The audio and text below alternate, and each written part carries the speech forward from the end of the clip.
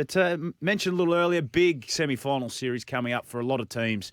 And I thought I would run my eye over who I think could have a lot of influence in regards to their success if they are to continue in the competition. And we go to the Penrith Panthers, who take on the Roosters in round one, obviously, or the game one, of the semi-finals. And look, no other than Nathan Cleary for mine. He's been out with a shoulder injury for 3 weeks.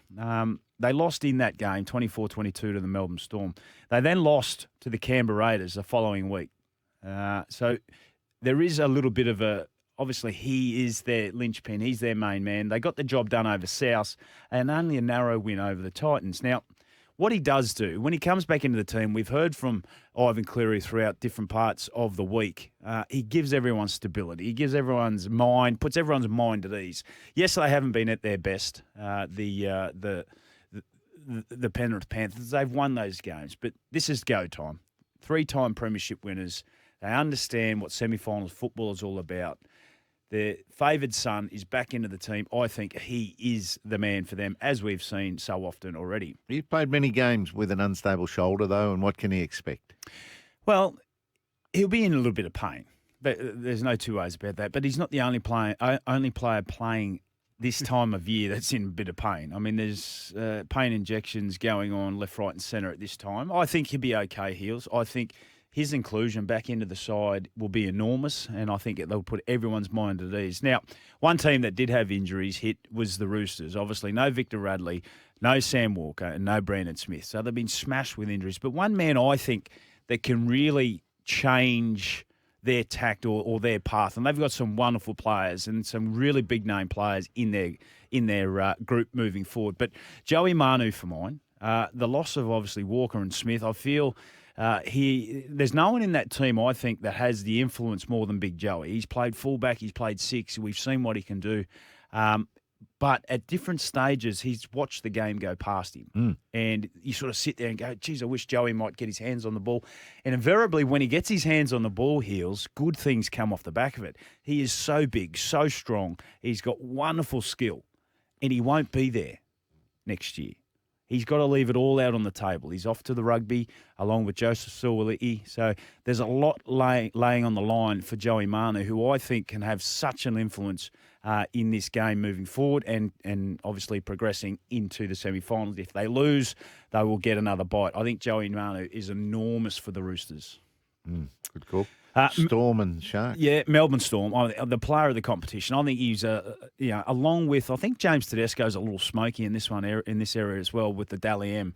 But I think Jerome Hughes. I mean, the challenge for the Melbourne Storm is, whilst they got Munster and Co. and Paps comes back, is not to change what's already been working. So Munster's openly said, no, just let Jerome Hughes, it's his team, let him run it at the moment. I thoroughly agree.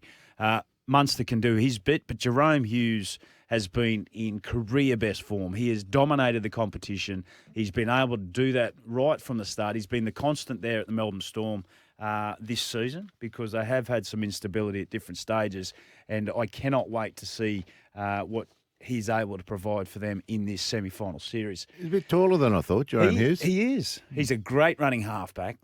He's got all the attributes, but he's just in that slot. He's in that slot at the moment, Heels, and he's just doing things beautifully for the Melbourne Storm. The Sharks are the big one. They go down to Amy Park. They go down to take on the Melbourne Storm.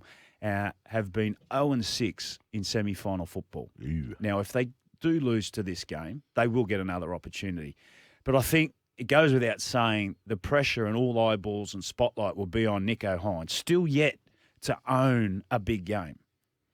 It's his great opportunity. Now, take the result out of it because I think it still does not matter.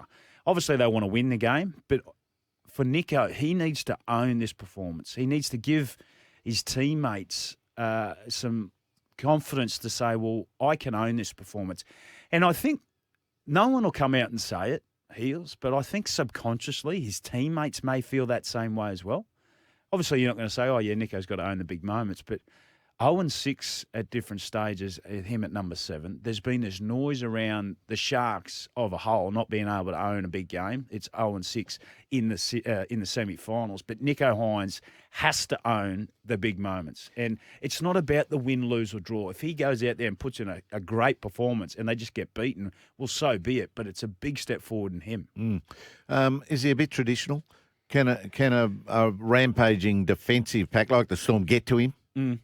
Absolutely, they can. They really can. But I just think, and that's the key for me. The Sharks are a great football side club, your club side, week in and week out, and they finished 4th in the competition. But now is when you need those $1 million players, which is the money he's on, Heels. Let's not forget, a couple of years ago, he was deemed the best player in the competition, got the Dally M. But yet to fire in a semi-final or a big game. So a lot weighs on Nicho Hynes. The Cowboys for mine, who come up against the Newcastle, the Cowboys for mine are a real smoky, a real dark horse in this competition. They proved on the weekend just gone that was their best performance against the Bulldogs. 44 points they were able to put on, only holding the Bulldogs to 1 try. Defensively has always been their issue. But for me, timing's everything. And Chad Townsend had done a fair job since he's been up there in the north. But Jake Clifford has been sitting in the wings, just waiting, buying by his time. And we spoke to Justin Morgan yesterday, assistant coach. And Jake Clifford, his inclusion into the side, I think has been a real timely one. And he is a terrific footballer. He's done a great job playing in the reserve grade. He's been over to England. He's got life experience. And I just feel this is Jake's time. Got a wonderful kicking game. Very good kicker of the ball, Heels. And this is the confidence that the Sharks are looking for, hey? Absolutely. Yeah. Absolutely. Scott Drinkwater, he speaks for himself, but I want to focus on Jake Clifford because he is the future of the Cowboys also. And he come into the side a couple of weeks ago in a big game up in Townsville, and he really delivered. Now, they take on the Newcastle Knights. Now, everyone, and it goes without saying, Kalen Ponga is that man, but I want to change tact from Kalen Ponga because you know what KP's going to come up with. You know what sort of delivery he's going to do. But he needs a little help. And one of the main people I think that can help Kalen Ponga immensely in the game is Jaden Brayley, the little hooker, the number 9, Jaden Brayley. Because what Jaden can do, and they have some quality forwards in their outfit. They Daniel Saifidi, Leo Thompson and the like.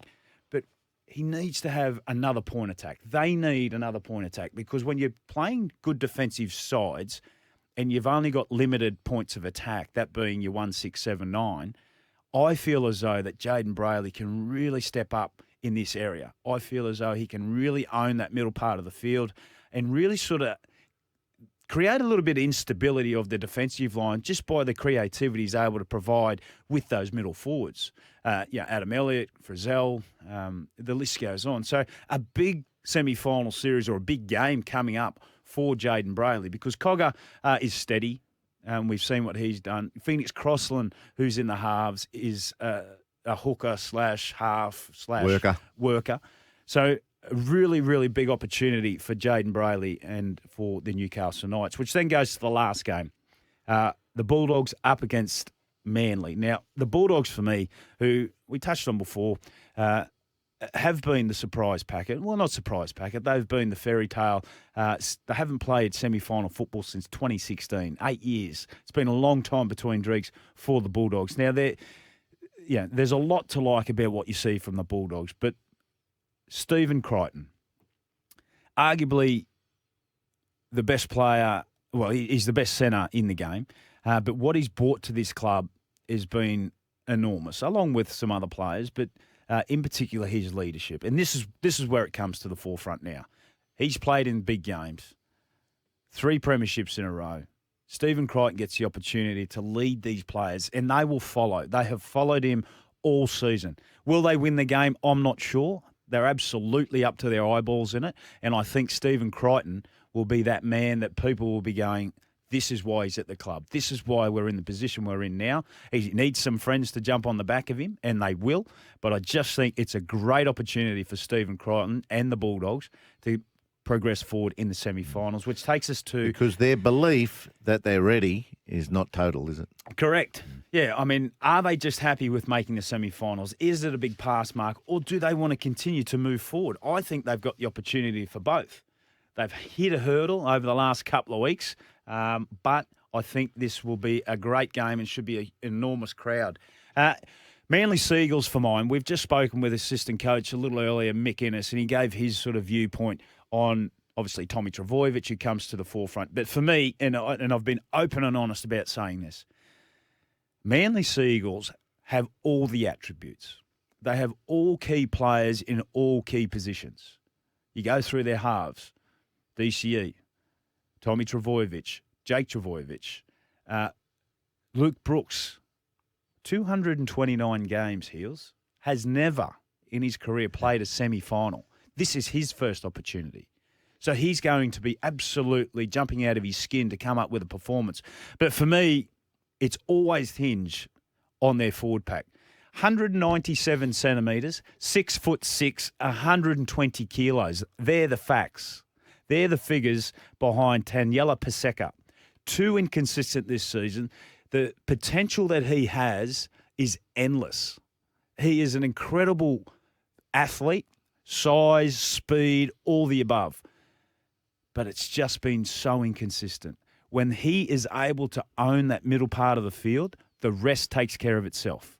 It just does. Taniela Paseka for mine, throw in Matt Lodge and a couple others involved also, but he is the barometer.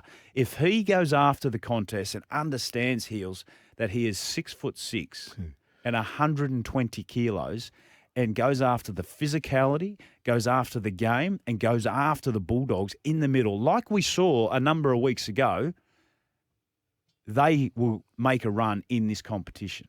It's that simple. Can he play big minutes as well? He can play enough minutes. He can play enough minutes. But when he gets really confident, is he like Payne Haas he and will has got a motor as well? He will be. He's got this, and from a potential point of view, you look at him, you go, oh my goodness, you're 6'6", 120, you can move, you're athletic, you're agile, but it's just been so inconsistent. It just has been. For them to continue to move forward in September, Heels, it will hinge on their forward pack, more importantly, Taniela Paseka. So there's my viewpoint on some individuals throughout the semi-final series. Do you agree with me? Do you not agree with me? Who do you think will be their most influential players moving forward? Who do you think needs to stand tall in the remaining teams in this competition?